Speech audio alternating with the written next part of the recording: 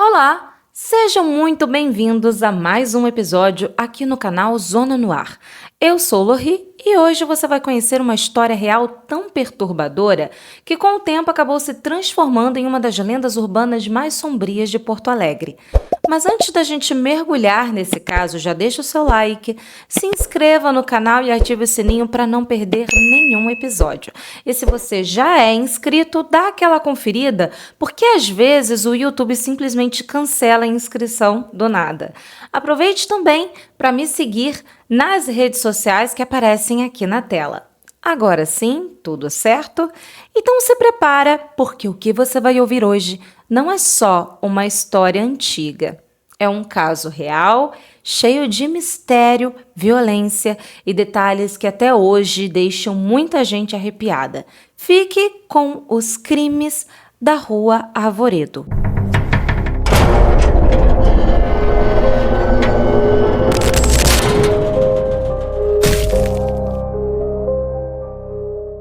Este material reúne relatos baseados em diferentes fontes da internet, jornais e registros históricos.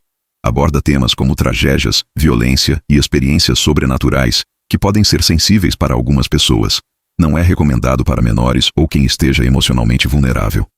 Nosso objetivo não é o sensacionalismo, mas sim preservar a memória dos fatos, incentivar a reflexão e alertar sobre os perigos reais enfrentados pela sociedade.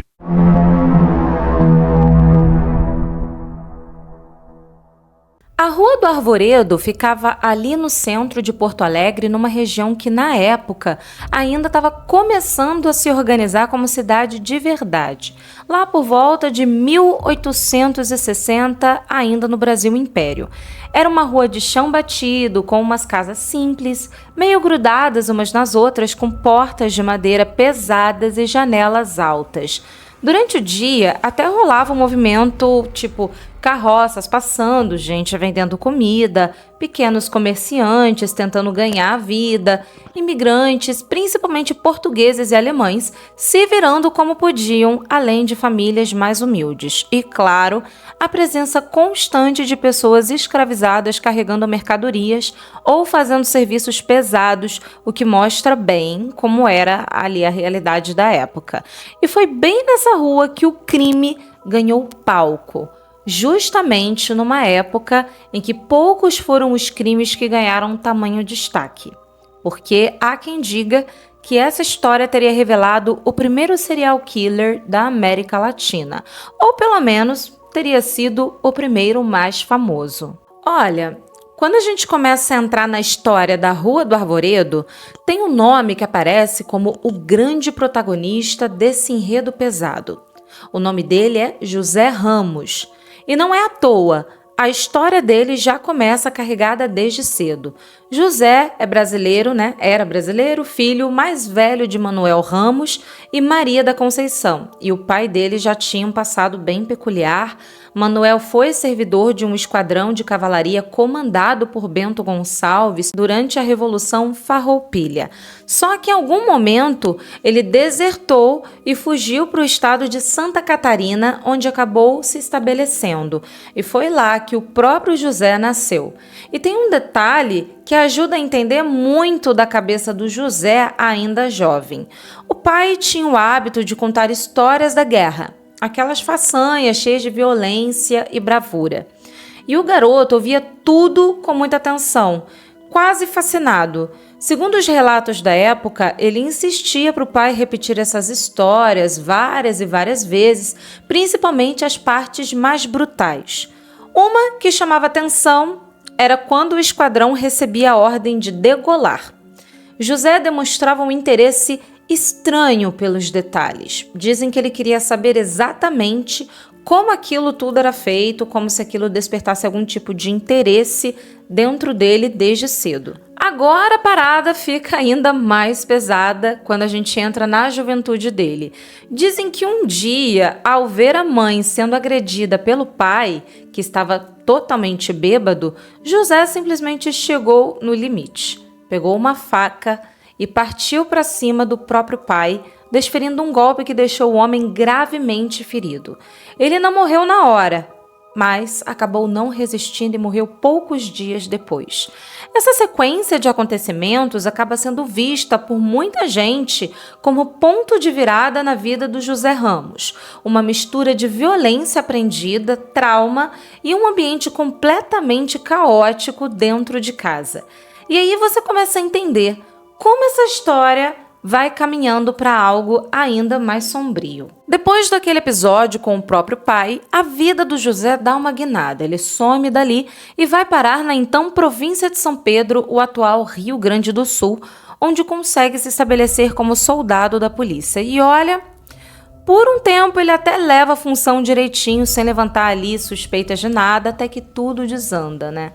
Um dia, ele é pego tentando degolar um preso famoso conhecido como Campara, que era um cara que vivia ao estilo Robin Hood, sabe, né? Que roubava dos ricos e distribuía aos pobres. A justificativa do José foi que o cara estava tentando fugir. Só que ninguém engoliu muito bem essa história e o caso deu uma repercussão enorme. Então ele foi expulso e teve de deixar seu cargo. Mas, curiosamente, não saiu totalmente do sistema. Ele acabou virando um tipo de informante da polícia, trabalhando diretamente com o chefe de polícia, o delegado Dário Calhado. Guardem bem esse nome, que ele tinha muito mais influência do que parece à primeira vista. Para começar, gente, José Ramos não era só um conhecido dele. Ele era um homem de confiança.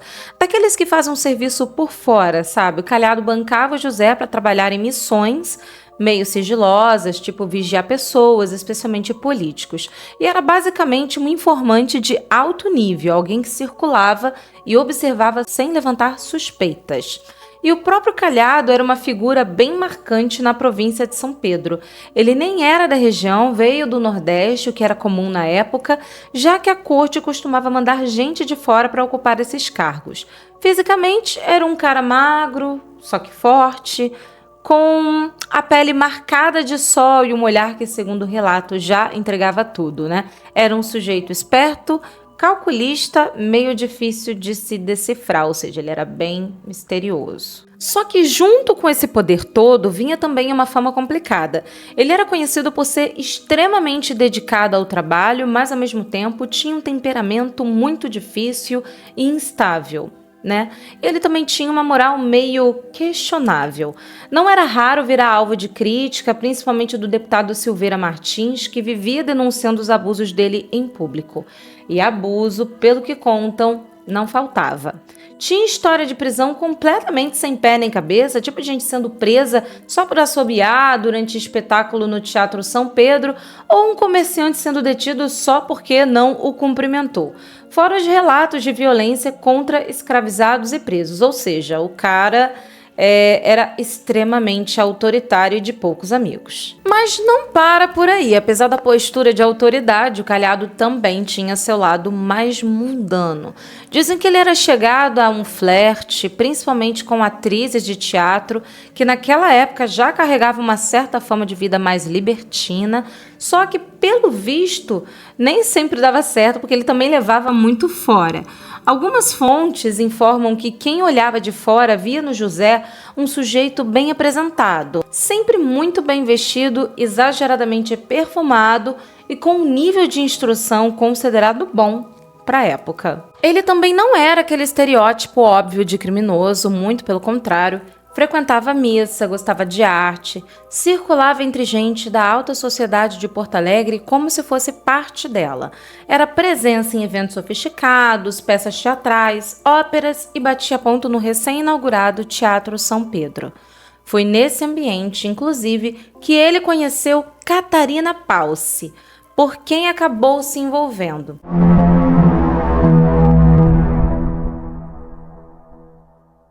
Catarina Paulsen não era apenas uma coadjuvante, ela foi a peça-chave para os crimes da Rua Arvoredo acontecerem. Seja traindo as vítimas para casa ou fingindo que não via nada, ela foi o braço direito daquele horror. Mas quem era essa mulher? A vida de Catarina parece um roteiro de filme trágico, gente, mas muita gente se confunde. Dizem que ela era de origem alemã, quando na verdade era de origem húngara. Mas etnicamente ela seria considerada alemã, né, daquela minoria que vivia na Transilvânia. A infância dela foi um pesadelo. Durante a Revolução da Hungria contra a Áustria, ela viu a família ser assassinada e foi estuprada por soldados, sendo deixada para trás inconscientemente. Aos 15 anos, tentando recomeçar, ela casou com um cardador de lã chamado Peter Paulse. Eles decidiram vir para o Brasil para fugir da miséria, mas o destino, infelizmente, deu um outro golpe. Durante a viagem de navio, o marido dela se suicidou. Catarina chegou sozinha a Porto Alegre em 1857, com apenas 20 anos. Embora Catarina vivesse uma vida simples como costureira e engomadeira, ela circulava pelo entorno do Teatro São Pedro, que era o centro da vida social e cultural da elite gaúcha na década de 1860. E foi justamente nesse ambiente que ela conheceu José Ramos. Ele era um ex-inspetor de polícia que, apesar de ser um cara violento, não era uma coisa perceptível, porque ele era um homem erudito, falava bem, vestia-se com elegância e era apaixonado por óperas. Então José Ramos frequentava o teatro para se infiltrar na elite, e foi ali, entre uma apresentação e outra, que ele se encantou por Catarina e ela por ele. Depois, os dois foram morar na famosa Rua do Arvoredo, que hoje é a Fernando Machado. O endereço era estratégico e macabro, bem perto do cemitério que ficava atrás da Catedral Metropolitana. Relatos da época, como citados por Décio Freitas, descrevem como mito que Catarina tinha uma beleza exuberante e fatal. Na verdade, ela seria uma mulher basicamente comum, sem o corpo padrão e de estatura baixa. A única coisa que realmente chamava atenção eram os cabelos loiros bem compridos e os olhos muito azuis, que davam aí um charme único no Brasil.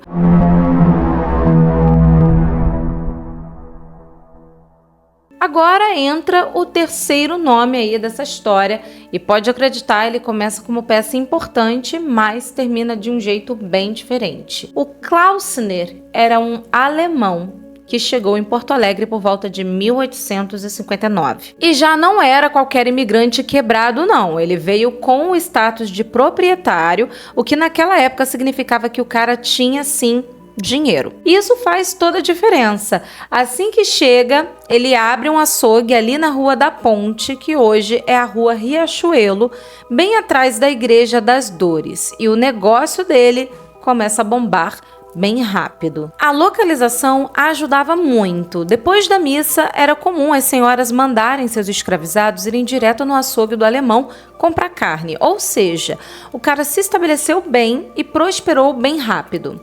E é aí que o caminho dele cruza com a do José Ramos. Segundo os relatos, o Klausner era um sujeito meio solitário. Klausner era o dono do açougue. E o José, esperto como era, sabia falar alemão, e isso acabou aproximando os dois. Imagina a cena, né? Eles passavam horas dentro do açougue, conversando no idioma, criando uma certa confiança. Aos poucos, o José vai se infiltrando na vida do Klausner, né? E virando aí um ajudante no açougue dele e aprendendo o ofício. Começa a participar, então, da rotina ali dentro. E não para por aí não, o Klausner também começa a frequentar a casa de José com certa frequência.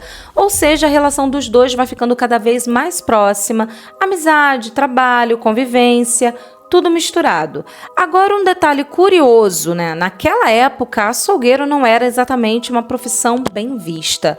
A galera tinha um certo asco, nojo, né? Porque eram pessoas o tempo todo lidando com sangue, carne, cortes. Não era algo visto como limpo aos olhos da sociedade. Dizem que o Klausner ainda carregava uma aparência que reforçava isso, né? Que ele tinha, dizem que ele tinha uma cicatriz no rosto, um jeito mais fechado, né, de conversar, que dava a ele um ar assim meio sinistro.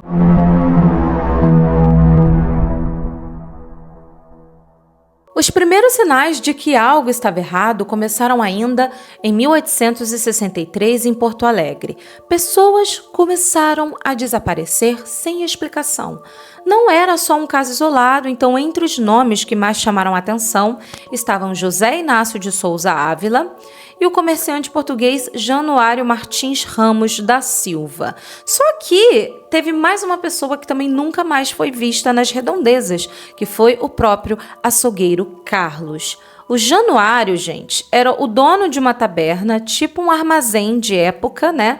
E tinha uma vida estabelecida ali em Porto Alegre. Ele desapareceu no dia 15 de abril de 1864, por volta das 5 horas da tarde. E isso só foi percebido porque a taberna não abriu no dia seguinte. José Inácio de Souza Ávila era um caixeiro viajante adolescente que trabalhava diretamente com o comerciante Januário, aprendendo o ofício e também andava acompanhado de seu cachorro, como contam aí alguns relatos. Ele vivia na estrada, indo de cidade em cidade, vendendo diversas mercadorias. Era um cara bastante ativo ali, conhecido no local, que circulava bastante, e é justamente por isso que quando ele desapareceu, não passou batido. Em investigação, várias pessoas afirmaram ter visto o Januário caminhando com José Ramos e, mais importante ainda, entrando na casa dele na Rua do Arvoredo. Isso já coloca, gente, o José Ramos diretamente como a última pessoa a ter contato com a vítima. No caso do José Inácio, que no caso é o rapaz, o caixeiro viajante desaparecido, também há relatos de que ele foi até o mesmo endereço pouco depois. Alguns relatos dizem que um cachorro foi visto latindo muito em frente à casa, mas depois ele também não foi mais visto. A principal testemunha citada é Senhorinha. Ela era uma mulher escravizada que vivia ou trabalhava próxima à casa de José Ramos e Catarina. Segundo os depoimentos, a senhorinha percebeu movimentações estranhas ali na casa, entra e sai ali de pessoas, uns comportamentos bem suspeitos, e principalmente relatou algo muito importante. Ela viu a Catarina limpando sangue, tanto na escada quanto em objetos da residência. Ela contou que viu o Januário dentro da casa e percebeu movimentações estranhas logo depois. Com isso, o delegado Dário chama o José Ramos para depor. E aí começa aquele jogo clássico. O José Ramos tenta sair pela tangente, manter a calma, né, para não gerar nenhum tipo de suspeita, como se nada demais ali tivesse acontecido. A calma de Ramos, gente, foi surpreendente. E aí ele diz que os dois homens passaram a noite na casa dele e que na manhã seguinte simplesmente foram embora, seguiram viagem. Oi, como assim? Só que essa versão começa a desmoronar rápido, porque não bate com o que as testemunhas disseram. Ninguém viu eles saindo, ou seja, então eles entraram na residência e não foram mais vistos, né? Não apareceram mais. Então a história começou a ficar fraca, cheia de furos. Aí o Calhado percebeu que tinha coisa errada e decidiu pressionar. Ele mandou revistar a casa de José Ramos e Catarina. E é nessa busca que tudo começa a vir à tona. Dentro da residência aparecem as provas do caso, né? Objetos pessoais das vítimas ainda estavam lá dentro, coisas que não fariam o menor sentido estarem ali se eles realmente tivessem ido embora. Com tudo isso, a polícia intensificou as buscas e veio a descoberta chocante. No quintal, mais especificamente em um poço, começam a aparecer restos humanos, corpos mutilados encontrados em um poço, partes humanas enterradas no porão, sinais claros de esquartejamento. Mas vamos em partes. Não era mais suspeita, certo? Não era mais uma teoria, era a prova dos crimes. Então, a partir daí, não tinha mais como negar. Quando pressionada pela polícia, a Catarina acaba cedendo e aí ela começa a falar tudo. Ela confirma que o Januário foi até a casa a convite de José Ramos, não foi a convite dela, essa é a versão dela, e foi convidado para um jantar. Em determinado momento, ela diz que já encontrou o homem caído e que o próprio José, o próprio marido, estava arrastando o corpo para o porão. Ou seja, ela colocou o crime diretamente nas costas do marido do José Ramos.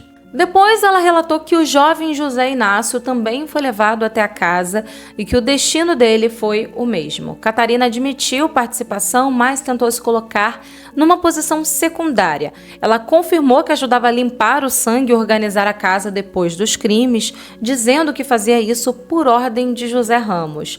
Ela chegou a afirmar 6 assassinatos, mas a polícia encontrou apenas 3 corpos. E adivinhe de quem era o terceiro corpo? De Carlos Klausner, o açougueiro. Durante a busca no porão da casa, os agentes começaram a cavar e encontraram pedaços de um corpo humano em estado avançado de decomposição. Não era um corpo inteiro, eram partes enterradas. Depois da análise veio a identificação. Aqueles restos eram do Carlos Klausner, o açougueiro alemão que até então estava desaparecido e que o próprio José dizia aos clientes do açougue que ele tinha ido embora da cidade. Até aquele momento, o Klausner era só mais um desaparecido. E ainda por cima com uma explicação pronta, já que o José Ramos dizia que ele tinha ido embora da cidade, vendido tudo e seguido a vida. Então, oficialmente, não havia nada que o colocasse no meio de tudo aquilo. Só que isso muda quando a própria Catarina começa a falar mais ainda. Então, no depoimento, ela não só confirmou que houve vários assassinatos dentro da casa, como também mencionou o envolvimento do próprio Klausner, principalmente na parte de lidar com os corpos. Ela também contou que ele ficara com medo de que os crimes fossem descobertos desde que as investigações começaram e chegou a dizer que fugiria para o Uruguai. Com receio de que ele contasse tudo o que sabia, eles tiraram sua vida. É a partir daí que a polícia passa a olhar para ele não só como vítima, mas também como alguém que em algum momento fez parte de todo esse esquema. A motivação dos crimes teria sido ficar com os pertences das vítimas. José Ramos e Catarina Palce foram presos em Porto Alegre. A prisão deles gerou uma comoção enorme. Não era comoção por eles não, tá, gente? Era comoção pelas vítimas. Muita gente se aglomerava em frente à delegacia revoltada e havia até risco de linchamento. O caso já não era só policial, então tinha virado ali um escândalo público. Eles foram levados para a chamada Casa de Correção, que era a principal cadeia da cidade na época, uma estrutura bem precária se comparada aos padrões de hoje, mas foi ali que aguardaram o desfecho do processo. No fim, os dois foram condenados. A sentença foi a mais severa possível na época, pena de morte. Só que aí entra um detalhe importante, do Brasil Império. A execução nem sempre acontecia de fato, então existia a possibilidade de comutação da pena e foi exatamente o que aconteceu. Então a pena dos dois acabou sendo convertida em prisão perpétua com trabalhos forçados.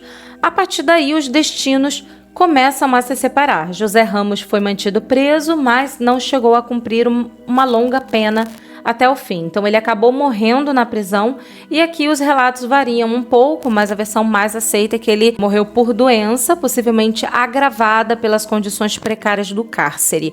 Ou seja, diferente do que muita gente imagina, ele não foi executado, Ele simplesmente morreu encarcerado, já sem qualquer saída. Outras fontes ainda indicam que ele morreu internado no Hospital Santa Casa de Misericórdia de Porto Alegre em 1893. Já a Catarina teve a pena reduzida para 13 anos, por não ter sido vista ali como a autora principal dos crimes.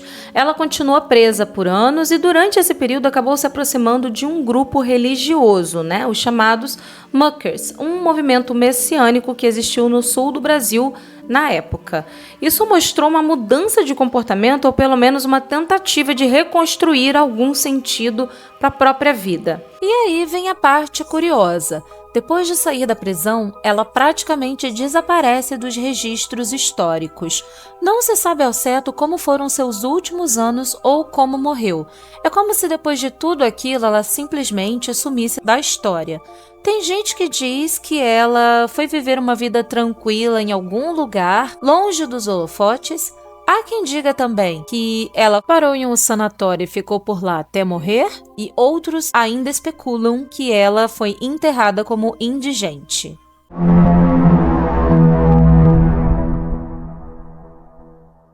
Naquela época, muita gente ficou horrorizada não só com os crimes, mas também com um detalhe que foi automaticamente conectado a essa história, de que as linguiças vendidas no açougue eram, na verdade, feitas de carne das vítimas e que o povo comia sem saber. O medo e o horror se espalhou e a notícia correu o mundo afora. Até mesmo o próprio pai da teoria da evolução, Charles Darwin, registrou o episódio em seus cadernos de anotações. O relato chegou a ele como um exemplo da barbárie humana nos trópicos. Para Darwin, o fato de uma sociedade urbana estar supostamente ali consumindo carne humana processada era um ponto de interesse antropológico e biológico. O caso de José Ramos e Catarina foi usado como objeto de estudo informal para médicos e cientistas que tentavam entender ali a mente criminosa. O sensacionalismo alimentou que o casal José e Catarina eram canibais cruéis. Uma lembrança que fez os clientes do açougue revirarem aí o estômago, do avesso. Só que nenhum documento comprova de forma definitiva que isso realmente aconteceu, no caso das linguiças feitas de carne humana. Então, muitos historiadores hoje tratam isso como uma amplificação da história pela mídia da época, algo que virou uma espécie de lenda urbana. Qualquer um se questionaria, até eu me questionaria sobre o que esses malucos faziam no açougue onde trabalhavam. E como nada foi comprovado, eu acredito que os moradores na época desconfiaram, obviamente, dessa possibilidade. E você me conta aí nos comentários o que você acha? Você acha que eles realmente vendiam carne humana naquele açougue? Apesar de não ter provas suficientes para isso, a gente sabe que poderia ser muito bem possível, Também não ficou comprovada a participação de Carlos Klausner nos crimes, então o que indica que o casal pode ter apenas se aproximado dele e o matado para poder ficar com os bens dele, com o negócio, o dinheiro dele, Ou talvez ele tenha desconfiado dos crimes, desconfiado de alguma coisa, e aí o casal decidiu matar o Klausner como queima de arquivo, como uma pessoa que sabia demais. Também não há registros médicos que comprovem que José Ramos era um homem apontado com insanidade mental. Então não havia nenhum laudo médico, só que a gente sabe, gente, que naquela época a medicina não era tão avançada assim, mas é bem possível que hoje a gente tem uma noção de que ele tinha ali uns traços de psicopatia. Os crimes tinham basicamente um padrão, então José guardava os pertences das vítimas como uma espécie de lembrança ou troféu ali dos crimes. Então parecia bem coisa de psicopata mesmo, porém sem laudo fica muito inconclusivo, Então sem uma análise comportamental fica um pouco difícil saber se ele realmente era um psicopata ou não. Mas é importante dizer que muitos documentos se perderam ao longo do tempo.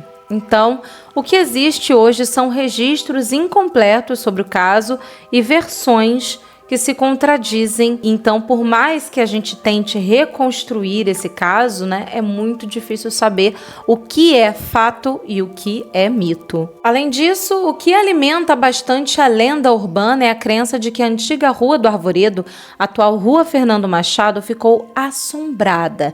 E assim, a história dos crimes da Rua Arvoredo continua viva até os dias de hoje, principalmente quando o assunto é esse caso macabro que foi real, mas que a mídia aumentou um pouco mais as coisas. Você gostou dessa história? Já conhecia? Deixe seu comentário aqui embaixo e recomende esse vídeo para quem curte investigação criminal, lendas e mistérios. Compartilhe nas suas redes sociais que já me ajuda pra caramba, tá?